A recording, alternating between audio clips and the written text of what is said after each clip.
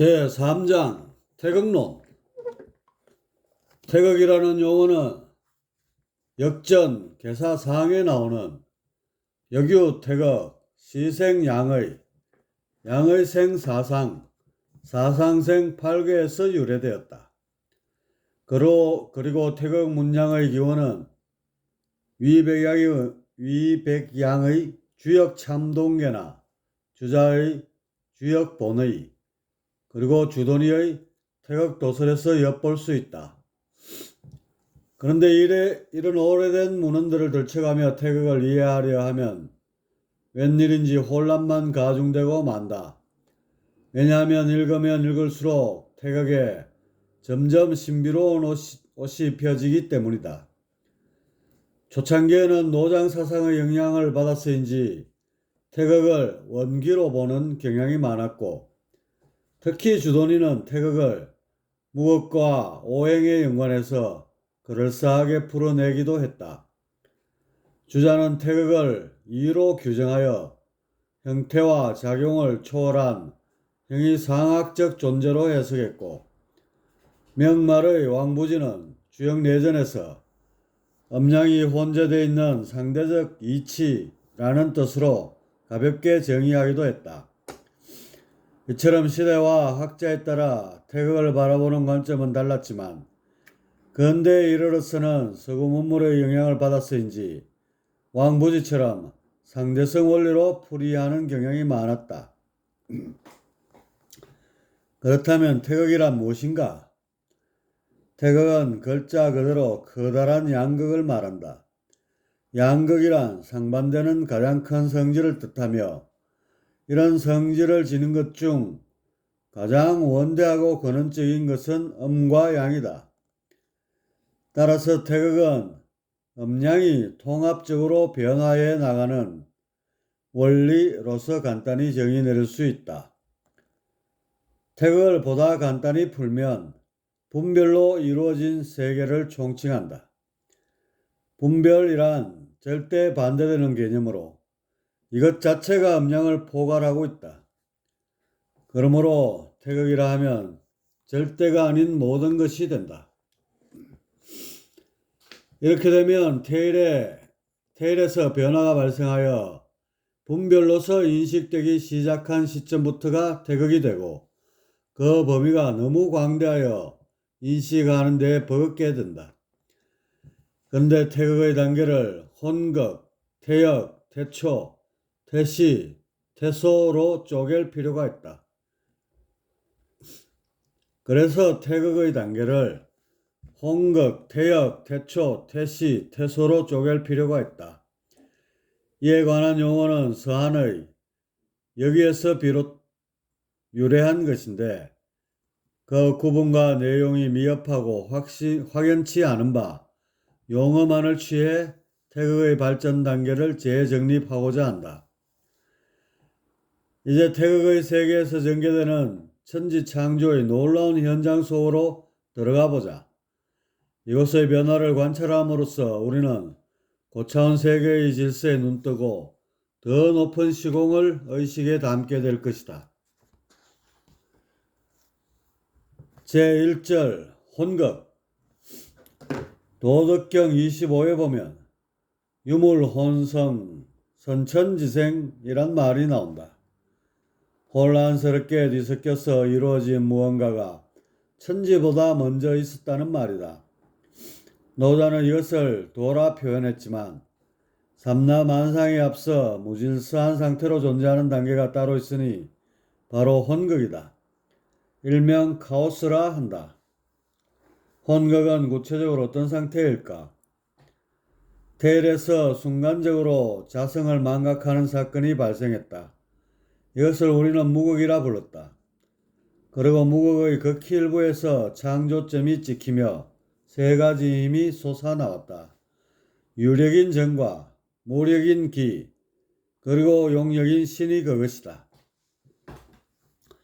정기신 삼극이 솟아나서 대관절 무슨 일을 하는 것인가? 이때는 어떤 특정한 주제도 없고, 그렇다고 힘이 어우러지는 규칙도 없었다. 그저 깜깜한 시공의 도화지 위에 무언가를 그리려는 힘과 지우려는 힘이 교차하고 있을 뿐이다. 다만 용력의 영향을 받아 유력과 무력이 뭔가 작품을 그려내려는 시도는 빈번하다. 그러나 그것은 실로 태산에 머리카락 한 올을 더한 것 정도의 변화에 불과하다. 그렇기에 정과 기의 난무는 쉽게 잦아들지 않았다. 유력이 솟아나 무언가를 그리고 다시 무력이 솟아나 그 무언가를 지우고 이런 가운데 용력이 스며들어 질서를 유지하려 안간힘을 쓰는 상태.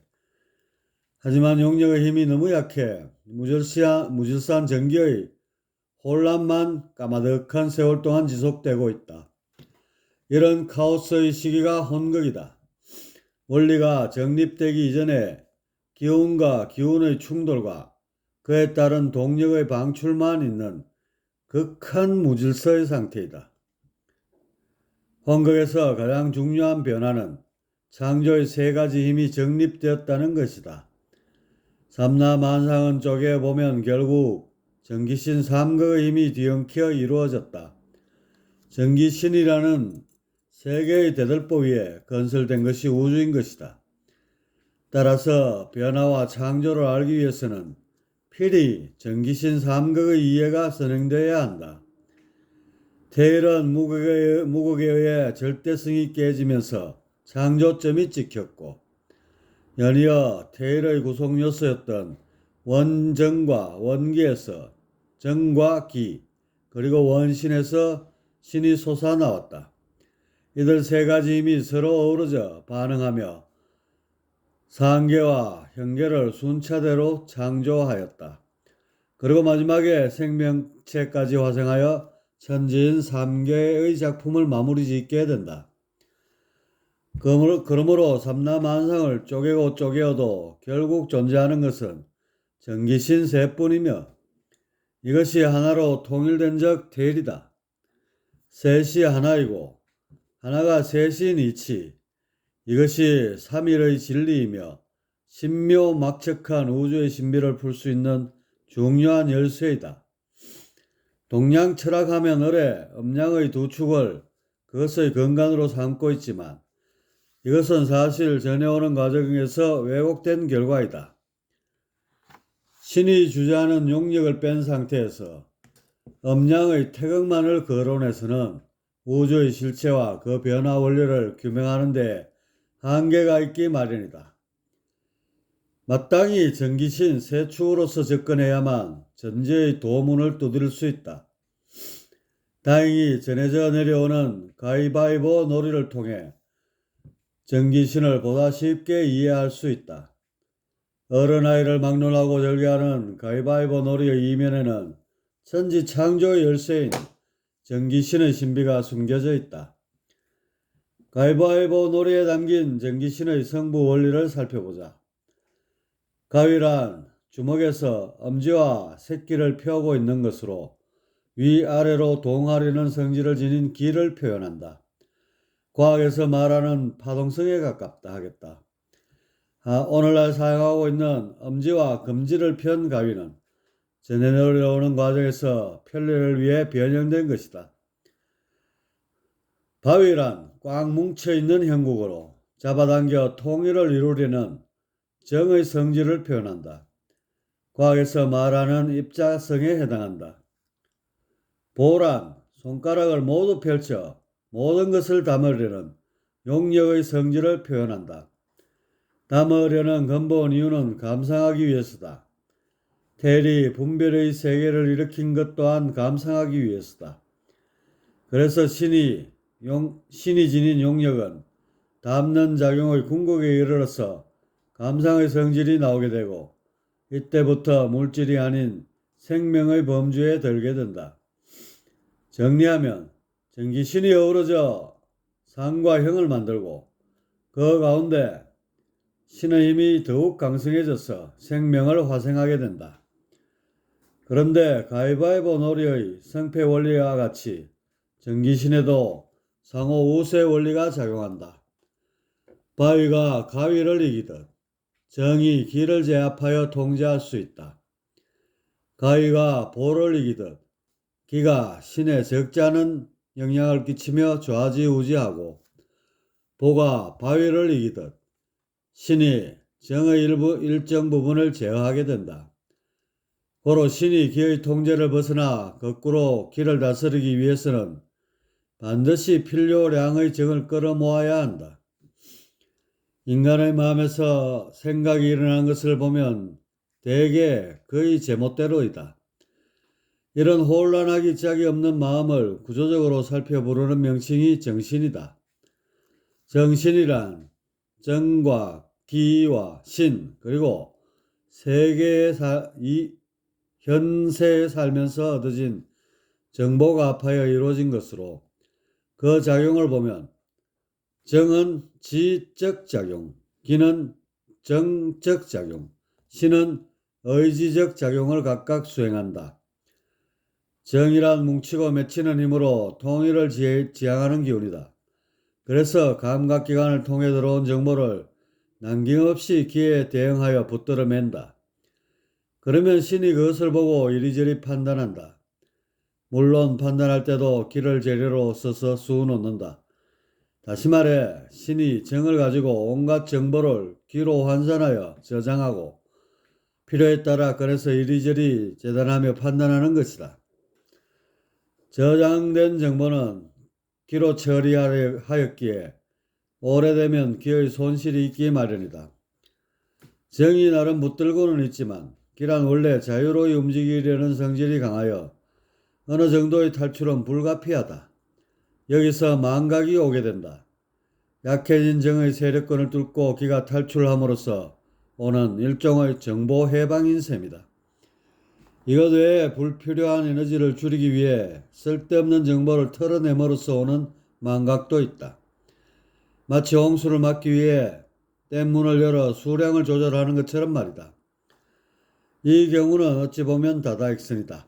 쓸데없는 정보를 부둥켜 안고 골치를 썩고 있을 필요는 없을 것이다. 그리고 정과 기가 온전한데도 불구하고 망각이 오는 수가 있는데 이런 경우는 신의 이상 때문이다.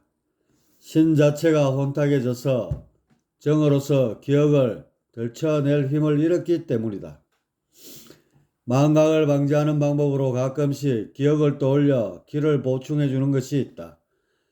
마치 영어 단어를 수없이 반복해서 외우는 것과 같다. 하지만 정보를 안고 탈출하려는 기와의 싸움은 근본적으로 종식시킬 수 없다. 전기신의 성부 원리. 이것이 생각을 하고 기억을 떠올리는 과정이다.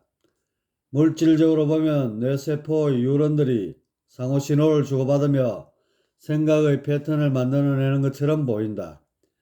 하지만 이것들은 단지 정과 기의 흐름에 따라 정보의 수술을 도와주는 보조 역할만 할 뿐이다. 정보를 해석하는 신이 없으면 생각의 기능은 상실된다. 신이 정으로서 정보에 대응된 기를 분석하여 해독을 해야 생각을 하고 기억을 짜내게 된다. 생각은 크게 세 갈래로 이루어진다. 첫째는 시, 비와 유 분리를 따져 선택을 판단하는 지의 작용이다. 둘째는 희노, 애락, 애호, 비 등의 감정을 느끼는 정의 작용이다. 셋째는 무엇을 해야 한다, 하지 말아야 한다는 실행 여부를 판단하는 의의 작용이다. 이 가운데 지적 작용을 주관하는 것은 정이다. 정은 어지러운 것을 정리하여 초점을 맺는 힘이기에 이것이 발달할수록 시비에 밟게 된다. 정이 약하면 반대로 기가 왕성해지고 상황은 그만큼 안개 속이 된다. 여기서 정의 힘이 어느 한계 이하로 떨어지면 그때는 사람이라고 말할 수 없는 지경에 이른다. 바로 인간의 탈을 쓴 짐승이 되는 것이다. 짐승의 마음을 정신이라 하지 않는 이유가 그들에게는 정이 부족하기 때문이며 그래서 짐승은 이성적 판단보다는 본능에 충실하게 된다. 사람으로 태어난 이상 마땅히 최소한의 정을 유지해야 한다. 인두껍을 선 짐승으로 전락됐어야 쓰겠는가? 저급한 인간은 죽어서 축생으로 태어난다. 는 불교의 윤회설도 이 점을 지적하고 있다. 정이 손상된 사람은 내생에 인간의 고유 영파에 결합할 수 없게 된다. 이런 면에서 볼 때 정은 한마디로 인간의 정신을 특정 지우는 이성의 잣대라 할 수 있다. 한자의 선자를 보면 시 더하기 구 더하기 전 더하기 열십으로 되어 있다. 볼시는 두루 섬긴다는 통일의 뜻이고 입구 두 개는 두 눈을, 밭전은 단전, 그리고 열십은 마음을 각각 뜻한다. 다시 말해 입구 두 개는 정, 밭전은 기, 열십은 신으로 정기신을 통일하는 것이 선이라는 뜻이다. 참선선, 정과 기를 모아 각각 원정과 원기로 통일하고 여기에 신을 더하면 원정과 원기가 합일되면서 원신이 된다. 다시 말해 정과 기 그리고 신이 하나로 통일되면 원신이 되는데 이것이 바로 원기 원정의 통일장인 테일러의 복기이다. 요컨대 홍극에 이르러 정기신 세 힘이 창출되었다. 이것들은 도깨비 방망이처럼 오묘한 구석이 있는 창조의 주체들이다. 아직은 이 힘들이 재구실을 못하며 카오스 상태에 머물고 있지만 먼 훗날 틀림없이 질서를 이루어 창조를 꽃피울 것이다.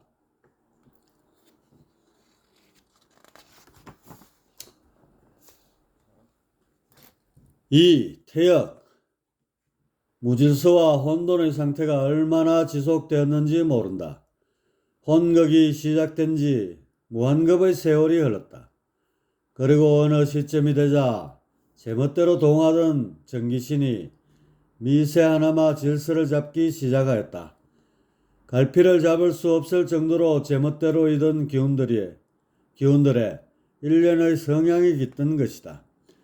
그 성향이라 해봐야 지극히 원초적이다. 단지 기운의 움직임이 왕성한 놈과 상대적으로 덜 왕성한 놈 정도의 차이이다.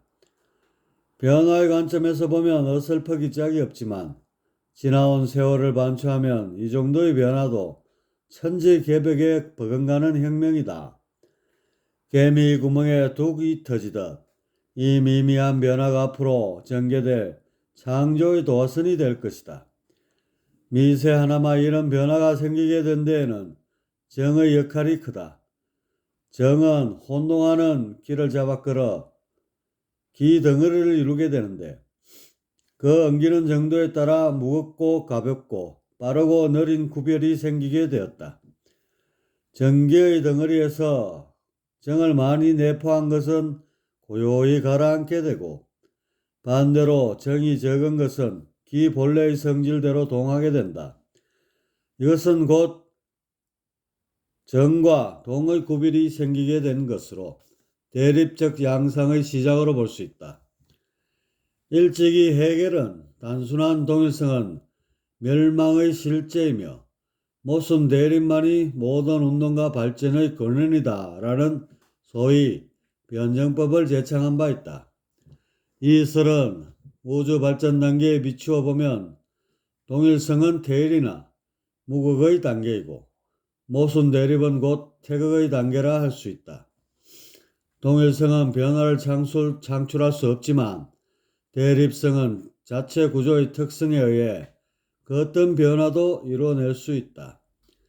따라서 정기의 엉긴 정도에 따라 갈라진 정과 동의 대립성은 실로 앞으로 전개될 우주 변화의 서막을 예고한다 할 것이다. 여기서 동성을 띤 정기의 덩어리를 순양 혹은 근, 정성을 띤 정기의 덩어리를 순음 혹은 곤이라 한다. 우리는 음양이란 말에 익숙해져 있는데 실제적 의미의 음양은 정과 기의 획일적 운동성을 말한다. 정은 무조건 잡아당기고 어우러져 통일을 이루려는 힘이고 반면에 기는 무조건 동하여 무질서로 향하려는 힘이다. 이런 상반된 성질의 정과 기가 실제의 음양이며 이런 의미에서 각각 진음, 진양이라고 부른다. 그런데 사실상 우주 변화의 과정상에 동성과 정성을 온전하게 구비하고 있는 음양 태격이 출현하고 여기서 우리가 현재 쓰는 음양의 개념이 자리잡게 되는 바 복잡성을 피하기 위해 진음, 진양 대신 제 본래의 이름인 정과 기로 명칭하는 것이 간명할 것이다. 순양, 순음을 달리 근곤이라고도 하는데 근곤이라는 용어는 본래 주역의 계명에서 유래했다. 역개사하를 보면 건양물야, 곤음물야, 부건천하지 건야, 부곤천하지 순야라 하여 순수한 양성만을 띄어 천하에 널리 군림하려는 기운을 건, 그리고 순수한 음성만을 띄어 천하에 지순하려는 기운을 곤이라 정의하고 있다. 또한 역개사사항에 보면 곤도성남, 곤도성여, 건지대시, 곤작성물이라 하여 건곤의 원리로 만물이 시생하고 그 구별을 이루게 되었음을 설명하고 있다. 여기서 주의해야 할 점은 건곤의 개념을 감정적 차원으로 이해해서는 안 된다는 것이다. 건곤에 대한 해석은 절비하나 대체로 천도와 지도, 천의와 지의 또는 부, 모 등의 다소 모호한 뜻으로 풀이하는 실정이다. 이런 표현은 감정을 다루는 문학에 적합하며 지적 영역인 철학에까지 적용하다가는 자칫 본질을 호도할 수 있다. 건곤은 괴상을 살필 때 그 의미가 뚜렷해진다. 건괴를 보면 6효가 모두 양으로 구성되어 있는데 이는 계속해서 동하려고만 하는 순양임을 표현한다. 곤괴도 마찬가지로 모든 효가 음으로 구성되어 있는데 일말의 동요도 없이 지정하려는 순음임을 표시하고 있다. 요컨대 건곤은 혼극이 끝나면서 정기가 어우러질 때 그 균형의 차이에 의해 생긴 지동지정한 기운을 말한다. 이렇게 혼극의 불규칙과 무질서를 극복하고 모순 대립의 성질이 싹트는 단계가 있었으니 이는 곧 태극지시로 이름하여 태역이다.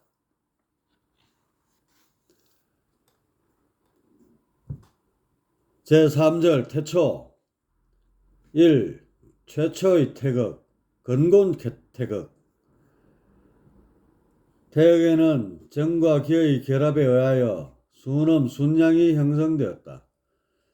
그리고 이렇게 형성된 순음, 순양들은 아직 합성되지 않은 우수한 정, 기와 더불어 끝없이 대립하고 충돌하는 바 상호 기운이 상쇄되거나 혹은 배가 되는 현상이 절비하게 되었다.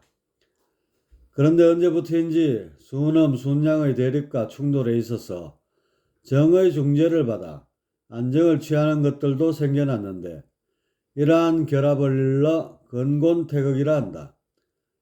정의 중재력에 의해 음양, 순음, 순양의 거센 대립성은 가라앉고 정을 중심으로 다소곳하게 어우러져 있는 양태를 띠게 된 것이다.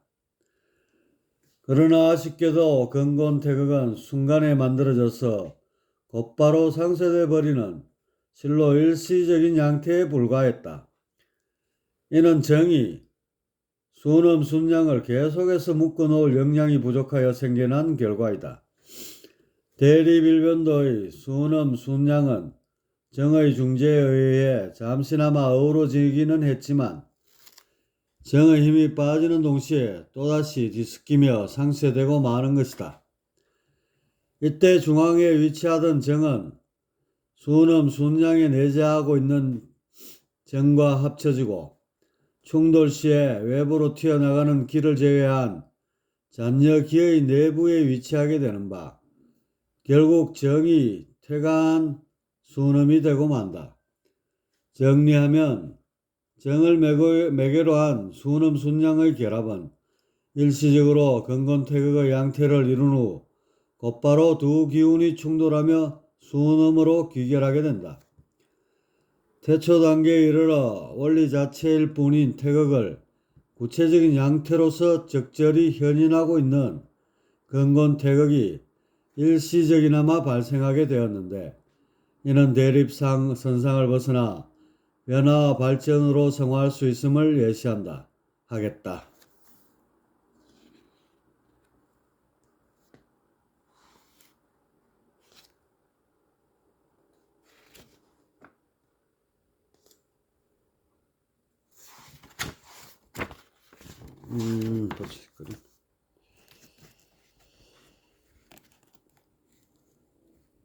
근곤, 순음, 순양도.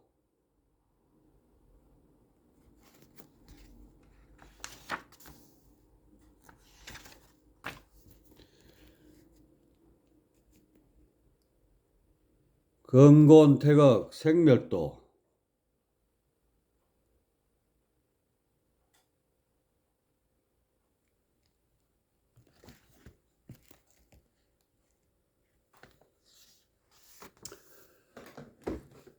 이 근극과 공극.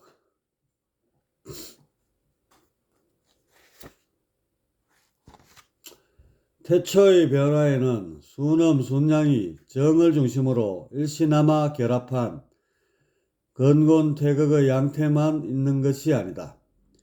순음과 순음, 순양과 순양이 각각 정을 중심으로 어우러지는 변화 또한 절비하였다.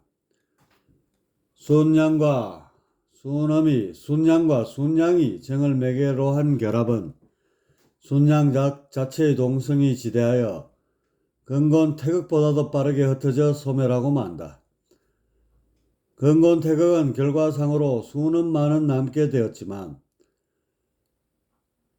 순양과 순양의 충돌은 그 강한 동성으로 인하여 정의 세력권에서 완전히 탈출하여 본래의 기로 돌아가고 만다. 이것은 곧 순양의 완전한 해체를 의미한다. 이렇게 두 개의 순양이 순간적이나마 정을 중심으로 어우러진 양태를 띠게 되니 이름하여 공극이다.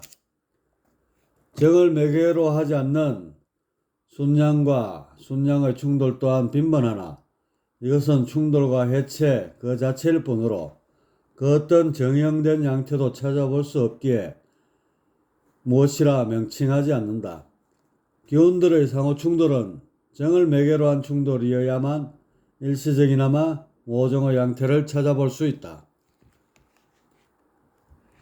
공극의 형성과는 달리 순음과 순음이 정을 중심으로 어우러지는 양태도 있었다.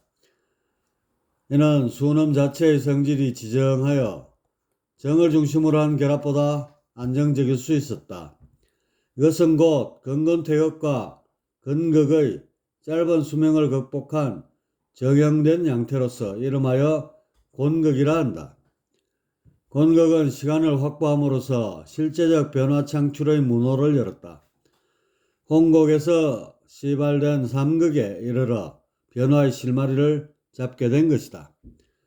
또한 이 시기에는 어떤 기도 내포하지 않고 정 자체만 모여 강력한 인력을 행사하는 것들도 생겨났는데 이것을 정극이라 한다. 정극이 심할 경우에는 극히 일부지만 공간을 초월하여 태일로 환원하는 작용도 하였다.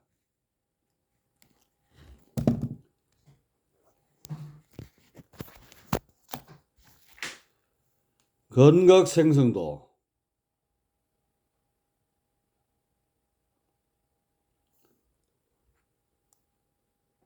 곤극 생성도.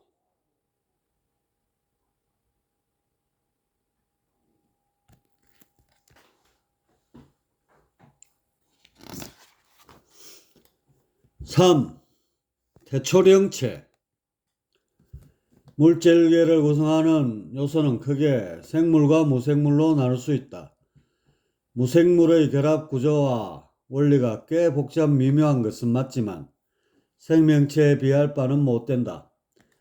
생명체를 이루는 물적 요소들의 결합 구조는 너무나 정교하여 이것이 우연히 이루어질 가능성은 거의 없다고까지 한다. 그런데 이러한 생명체의 구조보다 더욱 신비하고 놀랄 만한 것이 있다. 그것은 바로 정신작용의 주체인 신이다. 생명체에 내재하고 있는 신은 지, 정, 의, 식의 사념작용을 하며 자율적으로 느끼고 판단한다. 이른바 자체 공간을 지닌 독립적인 존재, 소우주이다. 만일 거대한 전시관과도 같은 우주에 이것을 감상하고 사유하는 주체, 즉 신이 없다면 참으로 무미건조한 것에 지나지 않을 것이다. 만물의 주체이며 신비롭기 짝이 없는 신의 창조 비밀이 태초에 숨어 있다. 태초에는 크게 세 가지 변화가 일어났는데 근곤태극과 근극, 근극, 그리고 곤극의 형성이다. 그런데 근곤태극과 근극은 일시 혹은 순간적으로밖에 그 형태를 유지할 수 없었고 오직 공극만이 일정한 시간을 확보하여 존재를 유지할 수 있었다. 이런 공극의 우주 창조 과정에서 가장 기적적이라 할 수 있는 사건이 발생한다. 혼극에서 신기의 방출 차원에서 맴돌던 신이 곤극에 스며들어 내재하게 된 것이다. 이는 단순히 방향성을 제시하는 차원을 벗어나 어렴풋하게나마 자체 반응을 할 수 있게 된 것을 의미한다. 다시 말해 신이 곤극과 결합함으로써 기의 동성에 좌지우지되던 신기의 타율성을 벗어나 자율반응이 가능해진 것이다. 마침내 신이 기산작용을 통해 환율을 미흡하게나마 그려낼 수 있게 된 것으로 이것을 태초 단계에 생성된 영이라 하여 태초령체라 한다. 태초의 3변 1. 근극, 근곤태극 생성 2. 근극, 곤극 생성 3. 태초령체 생성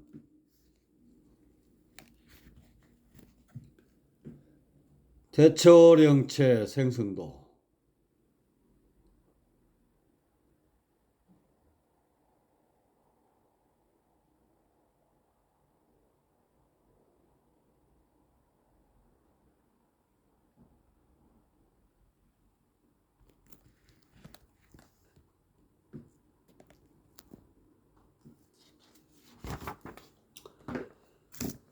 제4절 태시 1. 중극체 태초에 형성된 곤극은 신이 실려 태초령체가 되든지 아니면 그냥 제 모습 그대로 존속하게 된다. 태초령체는 개체를 존속시키려는 신의 여지가 안전중에 배어있기에 다른 기운과의 충돌에도 아랑곳하지 않고 그 형태를 오랫동안 유지할 수 있었다. 허나 신과 결합하지 못한 곤극은 어느 정도는 존속하다가 결국 외부 기운과의 빈번한 충돌을 견디지 못하고 해체되고 만다. 태초에 존재하는 기운과 그 변화 양태는 순음, 순양, 근곤태극, 근극, 곤극, 태초령체인데 특별한 변화도 없이 이 상태 그대로 까마득한 세월을 보내야만 했다. 그리고 그 어느 시점에 이르러 곤극에 기적과도 같은 변화가 일어나게 된다. 순음의 영역에 내재하던 정이 차츰 중앙으로 모이더니 이내 중앙에 위치하던 정과의 합일이 이루어진 것이다. 이는 두 개의 순음을 올가며 조절하려는 정의 중저성에 무조건 기운을 체포하여 잡아당기려는 인력성이 결합하여 정핵을 형성하게 된 것에 기인한다. 실로 기존의 정에 비해 한 단계 높은 수준의 정으로 진보한 것으로 이름하여 중극체이다. 이렇게 형성된 중극체는 어찌 보면 순음과 비슷한 모양이 비슷할지 모른다. 허나 그 내용 면에서는 판이하다. 수놈은 정의 퇴과로 인해 오직 정한 성질만을 띠고 있다.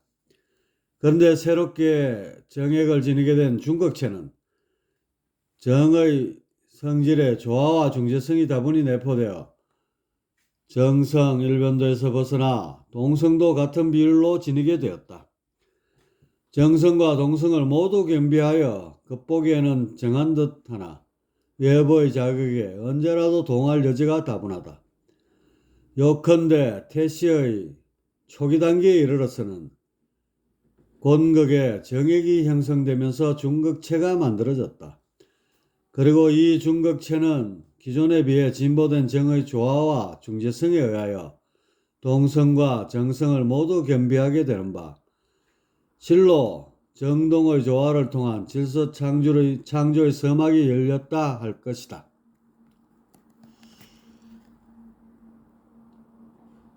중극체 생성도.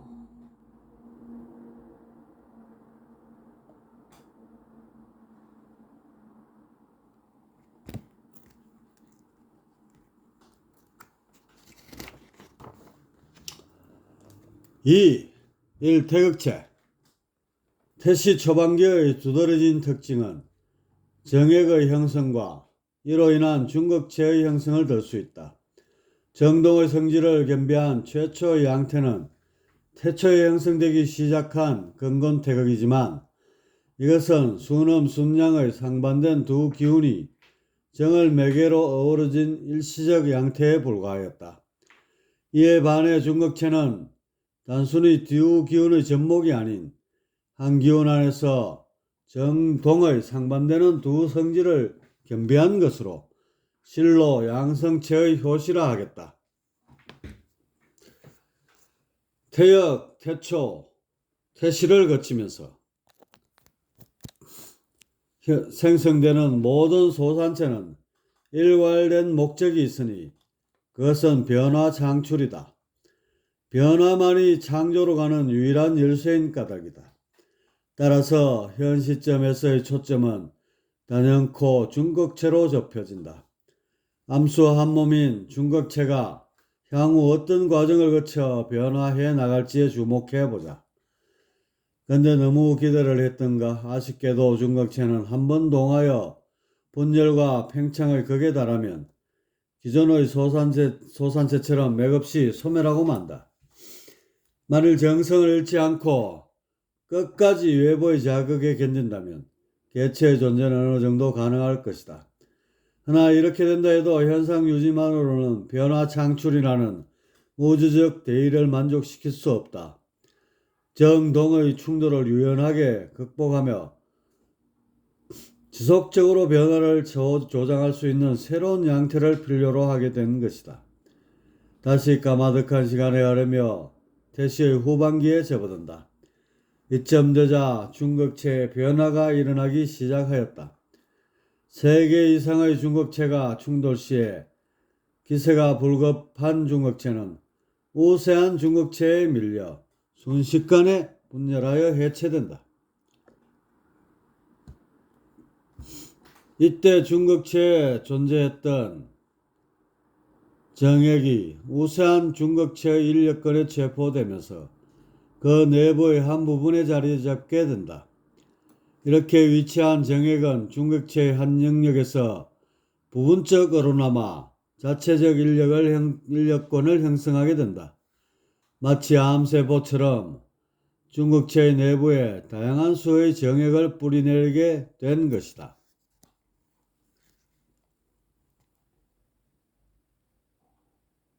다수 정액 중극체.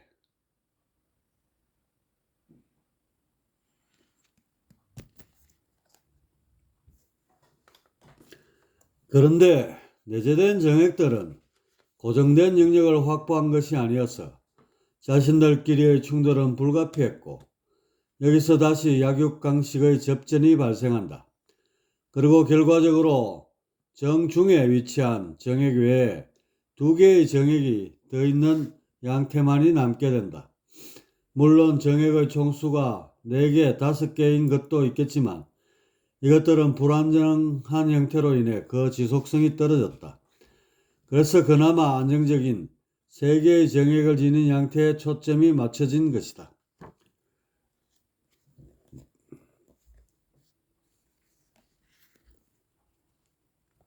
삼수 정액 중극체.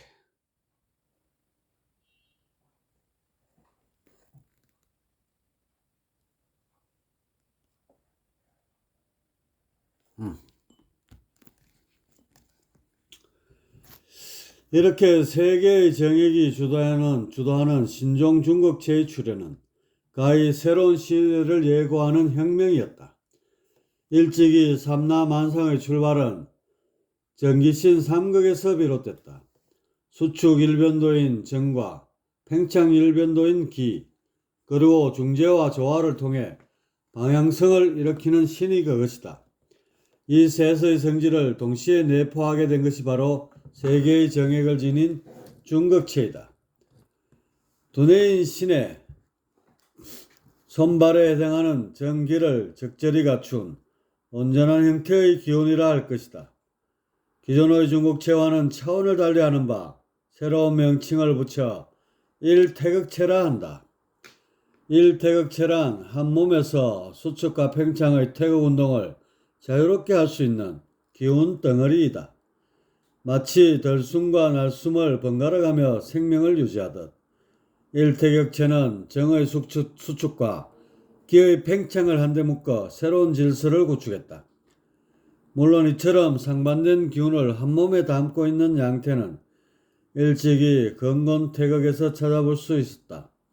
그러나 건곤태극은 정액의 부실함으로 인해 기운을 적절히 다룰 수 없었고 결국 짧은 수명으로 생을 마쳐야 했다.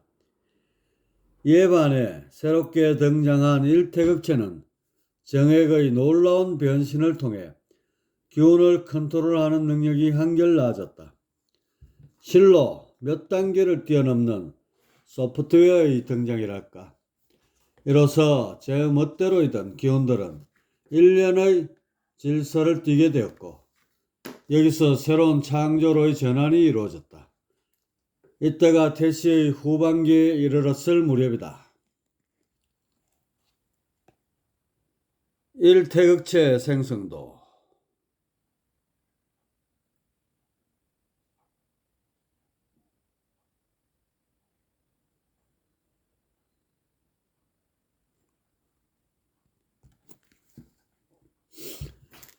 그렇다면 이렇게 생성된 일태극체와 기존의 중극체에는 어떤 구별이 있을까?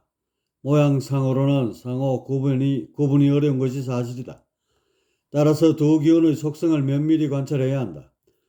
중극체는 분열과 팽창으로 치달았을 때 해체를 막고 다시 원상으로 복귀할 수 있는 순환성이 결여되어 있었다. 그런즉 중극체가 변화 창출을 지속적으로 전개하기 위해서는 어떻게든 분열의 궁극에서 해체를 막고 다시금 원상을 회복해야만 한다. 그 열쇠를 제공한 것이 바로 중극체에 침투한 다수의 정액들이며 이들의 상호 결합을 통해 정동의 수축으로 자리 잡음으로써 변화 창출의 실마리를 찾게 된 것이다. 분열의 극에 달했을 때 새롭게 생성된 두 정액이 한편으로는 기의 동성을 잠재우면서 다른 한편으로는 중앙의 정액과 인력의 끈을 행사하여 복귀의 수순을 무난히 밟을 수 있었다. 이는 한 개체 내에서 정동의 상반된 성질을 겸유하면서도 질서를 유지할 수 있게 됐음을 의미한다. 지속적인 변화를 안정적으로 전개할 수 있게 된 것이다. 이렇게 등장한 일태격체는 겉으로는 정한 듯 보이나 언제든지 동하여 변화를 이루고 다시 복귀할 수 있는 순환성을 구비하고 있다. 이런 성질을 괴상에서는 위에서부터 음효, 양효, 음효 이렇게 표시한다. 일태격체는 언뜻 보면 곤극과 모양상 별다른 구분이 없는 듯 보이나 실상은 적잖은 차이가 있다. 공극을 구성하는 세 개의 정은 인력적 성향 위주의 원초적인 것에 비해 일태극체의 정은 중극체를 거치면서 인력 외에도 조화와 중재성을 지닌 정액으로 발전하였다. 이런 이유로 기존의 정이나 정액과 구별하여 토라 명칭한다. 그로 세분하여 중앙의 토를 중토, 바깥의 토를 외토라 한다.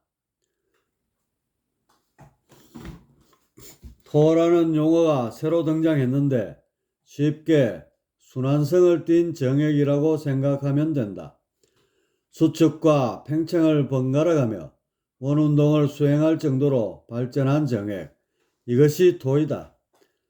토의 출현으로 일태극체가 비롯되었고 이때부터 제대로 된 창조의 시기로 접어들게 된다.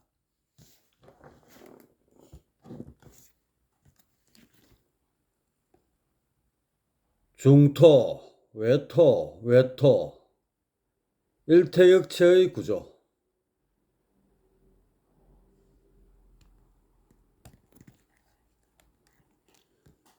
3. 기운의 숨구명 윤려. 생명이 살아있다는 증거는 무엇일까? 여러 답변이 있겠지만 가장 단순하게 보면 숨이다. 들쭉날쭉 숨을 쉰다는 것은 생명현상이 유지되고 있다는 가장 기본적인 증거일 것이다. 바로 이런 숨을 쉬는 놈이 생겨났으니 그것이 바로 일태극체이다.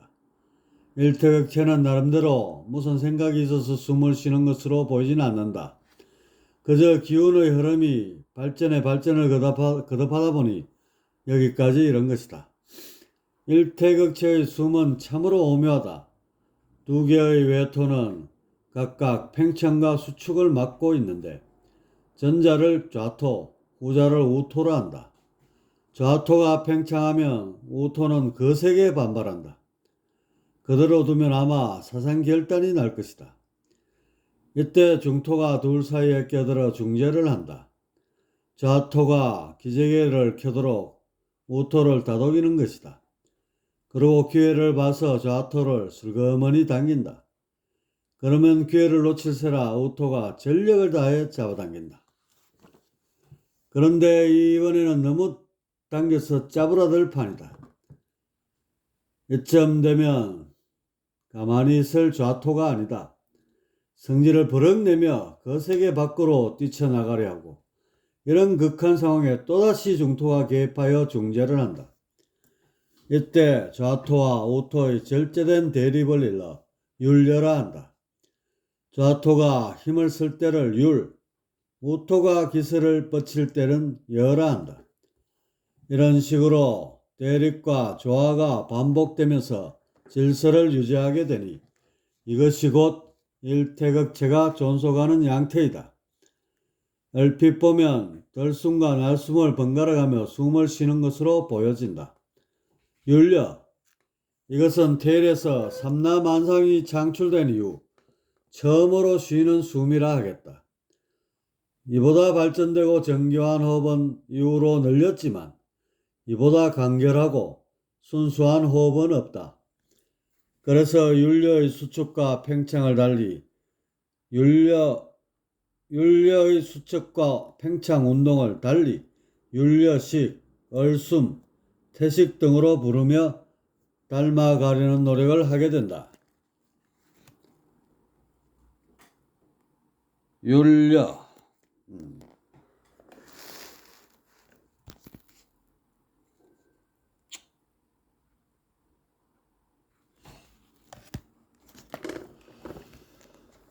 4. 원시령체. 태초 단계의 권극에 신이 솟아안겨 형성된 것이 최초의 영인 태초령체이다. 그러나 아직은 영으로서의 자율성도 미흡하고 환유작용을 하기에도 역부족이다. 환유작용이란 신이 길을 서서 있는 것처럼 보이는 상상의 세계를 펼치는 것을 말한다. 단순히 신이 정기와 응겨부터 조금씩 신기를 방출하는 수준에 머무르고 있었다. 신기란 신이 생각을 일으킬 때 그 생각을 타고 기가 흐르게 되는데 이런 신과 기의 동시적 움직임을 일러 신기라 한다. 그러나 태시로 접어들면서 곤극은 중극체를 거쳐 일태극체로 발전하게 된다. 이런 가운데 태초령체 또한 곤극에서 일태극체로 환신하게 되니 이는 곧 새로운 영어로의 진화이다. 태시에 이루어졌다 하여 태시령체라 하며 또한 실제적 영의 효시가 되었다 하여 원시령체라고도 한다. 본서에서는 간단히 원시령이라 부르겠다. 태시의 단계에서는 헤아릴 수 없이 많은 원시령이 생성되었는데 이것의 형상은 일태극체의 모양과 흡사하였다. 단지 신기의 방출을 면해서 일태극체와 미묘한 구분을 이룰 뿐이다. 원시령은 별다른 정보 활동도 없이 단순히 시공에 존재하며 환유적 반응만 하는 수준에 머무르고 있었다. 수명은 그 차이가 심했는데 지금의 시간으로 따져 몇 시간 내에 소멸하는 것에서부터 수백 년까지 존속하는 것에 이르기까지 다양하였다. 원시령은 훗날 태소의 단계에서 고도로 정교한 형이 창출될 때까지 지금의 모습을 유지하게 된다. 그러다가 술공을 통해 물질이 만들어지자 오랜 시간을 투자하여 마침내 생명을 화생하게 된다. 이는 해체 위기에 놓인 영들이 존속하기 위한 수단으로 적당한 조건이 구비된 형질에 스며들음으로써 비롯하였다. 생명이라는 창조의 꽃을 활짝 피우며 혁명의 주체로 떠오른 것이다. 여하튼 원시령은 일태극체의 윤려운동에 힘입어 어렴풋하게나마 아른거리는 상념이 일어나게 되었으니 이로써 나라는 개체성이 정립되었다. 이때의 나를 원종이라 한다. 다시 말해 우주 변화 과정상 실제적인 자율성이 최초로 확립된 것으로 이는 개체에서 주체로의 일대 전환을 상징함과 동시에 창조의 완성을 예고한다 할 것이다.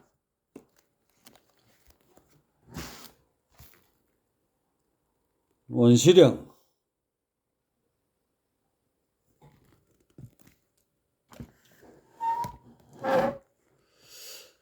제5절 태소. 태시와 태소의 단계는 명확하게 구분되는 것이 아니다. 흔히 음양이 갈라지기 이전을 태시라 하고 음양이 갈라져 나온 후부터를 태소라 한다. 그러나 실상 음양은 태시 단계에서 일태극체가 형성되면서 비롯한 것인 바 이런 구분은 정확한 것이 못된다. 일태극체가 정하게 있을 때를 괴상어로는 위에서 음효, 양효, 음효, 양음 이렇게 표시한다. 이는 밖으로는 정성, 안으로는 동성을 잠재하고 있는 상으로 흔히 말하는 음이 이것이다. 그리고 일태극체가 팽창하였을 때 괴상어로는 위에서 양효, 음효, 양효 이렇게 표시하는데 이는 밖으로는 동성, 안으로는 정성이 내재하고 있는 상으로 이름하여 양이다. 음의 내부에서 동하려는 양성을 달리 율성이라 하며 또한 양의 내부에서 정하려는 음성을 달리 여성이라 한다. 여성이라 한다. 양과 순음, 순양이 다른 점이 바로 율성과 려성의 존재 여부이다. 음의 경우는 그 성질상 어떻게 보면 중극체가 정하고 있을 때와 유사하다. 그러나 중극체에서는 분열시 극으로 치달아 해체하려는 건성만 있지 다시 수렴으로 선회하려는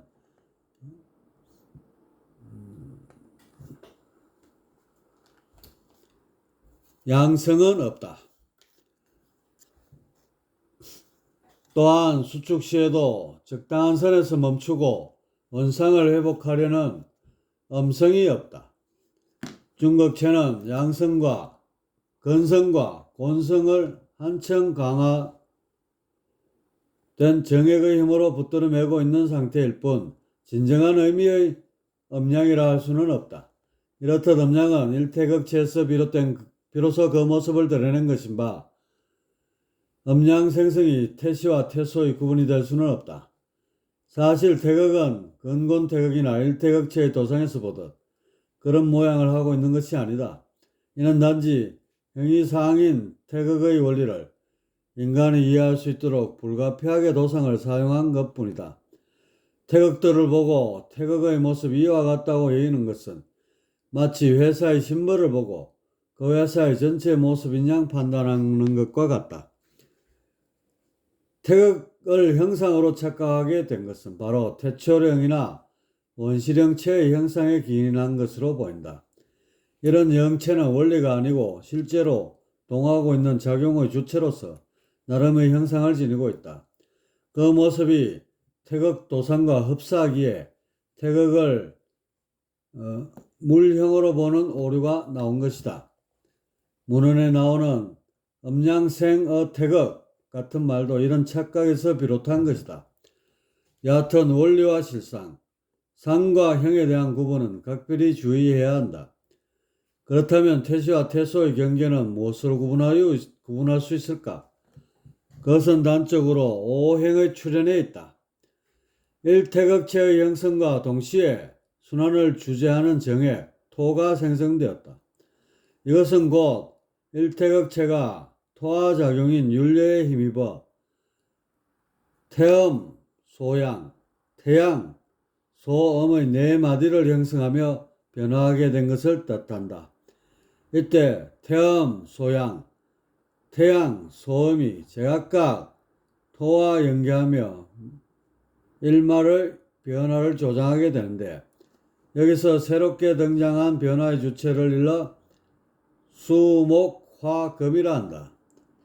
그리고 토와 한데 묶어 오행이라 한다. 태시와 태소의 경계는 바로 이 오행으로 구분된다.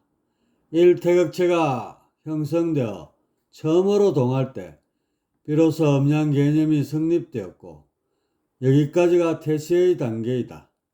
그리고 일태극체가 세월을 묵으면서 변화의 내축인 태음, 소양, 태양, 소음을 조장하면서 오행이 출현하게 되니 이때부터가 태소이다. 오늘날의 우주질서는 태소의 연장선에 있다. 태소의 오행질서는 현재와 미래를 포함하는 매우 광범위한 경계로서 그 논할 바가 지대하다 하겠다. 그래서 장을 달리하여 자세히 다루고자 한다. 정리. 일찍이 공극의 어지러움을 뛰어넘어 대립의 성질이 삭트는 시기가 있었으니 이는 곧 태극의 시작으로 이름하여 태역이다. 정과 기가 어우러지니 정성을 띈 것이 순음, 동성을 띈 것이 순양이다. 태초에 이르러 여러 개의 정이 붙어 강력한 인력을 행사하는 것이 생겼는데 이를 일러 정극이라 한다. 순음과 순양이 정에 의지하여 상접함으로써 정동을 겸비한 것이 생겼는데 이를 일러 근곤태극이라 한다. 두 개의 순양이 어우러짐에 그 수명이 극히 짧으니 이름하여 근극이다. 두 개의 순음이 어우러짐에 그 수명이 조금 늘어나니 곤극이다. 신이 곤극에 결합하여 가히 자의로 운행하며 신기를 방출하며 환유를 거려내니 이름하여 태초령이다. 태시에 이르니 권극이 변화한 적 세계의 정이 중앙에서 결합하고 이로써 정동의 성질을 겸하니 정핵이라 한다. 정핵의 주위에 저절로 기장이 형성되니 이름하여 중극체이다. 세 개의 중극체가 서로 충돌하여 어우러짐에 세 개의 정핵을 얻게 된다. 가운데 위치한 한 개의 정핵을 중토, 바깥에 위치한 두 개의 정핵을 외토라 한다. 중토와 외토가 연결되어 부단히 순환하니 이를 일러 일태극체라 한다. 일태극체가 한번 순환하니 극미한 변화가 있게 된다. 이때 늘어나 퍼지는 힘을 유리라 하고 반대로 움츠러드는 힘을 리어라 한다. 유를 보건대 바깥은 동하면서 안은 고요하니 양이라 한다. 리어를 보건대 바깥은 고요하면서 안은 동하니 음이라 한다.